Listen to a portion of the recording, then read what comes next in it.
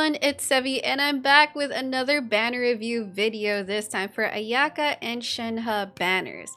Now I'm a bit late to the party with this one, but I'm going to review it anyway and give my thoughts on it, just in case you needed some extra input or info on like the value of the banners in general. So let's just dive into it. Starting with the Ayaka banner. There isn't really much to update when it comes to Ayaka's pull value as a 5-star. She's still a top tier DPS that really excels in freeze. And even though the hardest floors of the Abyss, like they're not always receptive to freeze teams, I still think that Ayaka is one of those DPSs that remains to be very solid and one that scales very well with vertical investment, whether that's something you want to do over time or all at once. Aside from her power level, she's also very fun to use in the open world. Now when it comes to like updating and her relevance to the Dendro meta, for example, again, there isn't really that much except for the fact that she can be played in a Hyper Fridge team if that's something you want to explore. Hyper Fridge being Hyper Bloom plus a cryo unit to input the freeze mechanic. So that can be fun if you're into it. Now for the second 5-star in this rotation, we have Shenhe. Shenhe is definitely not a must pull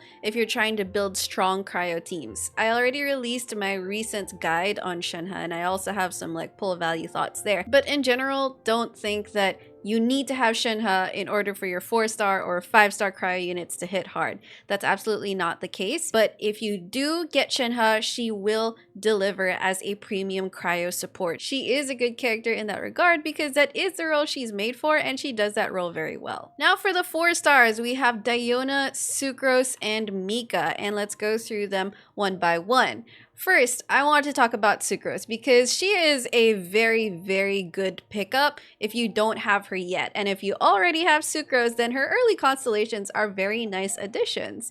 Now, Sucrose is great for grouping and crowd control in general, of course, being a VV animal holder that can shred enemy resistance. And when I do my 4-star Spiral Abyss runs, Sucrose is one of my most frequently used units. Sucrose, of course, does have that perk of sharing EM to her teammates, so she's great in reaction teams. Diona, she is a great support that consolidates shielding and healing, and it seems like she also provides EM, which helps in reaction teams. You can't go wrong with Diona either. She is a solid defensive unit, and these two characters, Sucrose and Diona, they are very good pickups in my opinion for new players, especially since their level up materials are just in Mondstadt. Now we have Mika, our last 4-star, and he is the new 4-star as well, and his talents were tweeted out on the Genshin Impact account on the same day that this banner was revealed. So Mika is essentially like a combination of healing,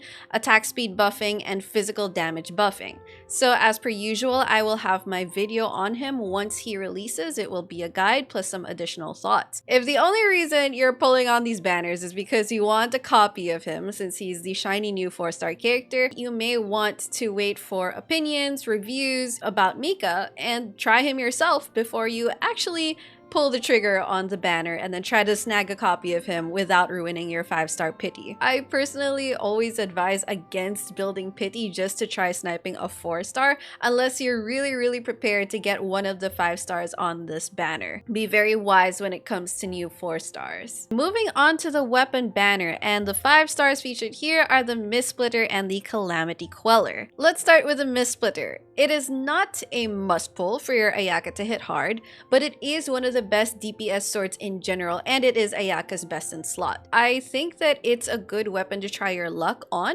especially if you don't mind losing to the Calamity Queller and you have the Primos to spare. Now the Calamity Queller, on the other hand, this is of course Shenhe's signature weapon, but unless you're really simping for Shenhe, I would actually generally recommend you stick to the Favonius Lance. It will turn Shenhe into an already amazing support for her team. If you are trying to get Mistsplitter and then you lose to the Calamity Queller, it's still an okay weapon to pick up, and at least if you get it, then attack-loving units like Xiao, aside from Shenhe of course, can make good use of it. The 4-stars that are here, the notable ones, or the main notable ones, being the Favonius weapons and the Sacrificial weapon. So thankfully, Favonius Lance, which I mentioned is the general recommendation for Shenhe, is here. It's on the banner. So if you're lucky enough or you get to accidentally pick it up, good for you. It is a great support weapon in general, and so is the Favonius Warbow. And then we have the Sacrificial Sword. It is a weapon that you generally want to get high refinements of, and hopefully you get it over time too. The higher the refinement of the Sac Sword, the more reliably that you can proc its skill cooldown reset passive.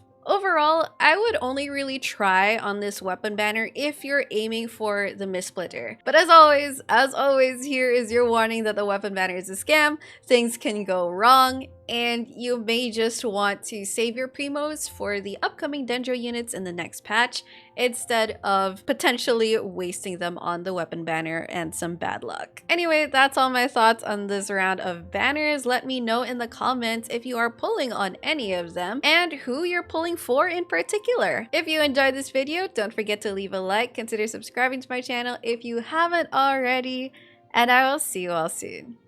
Take care!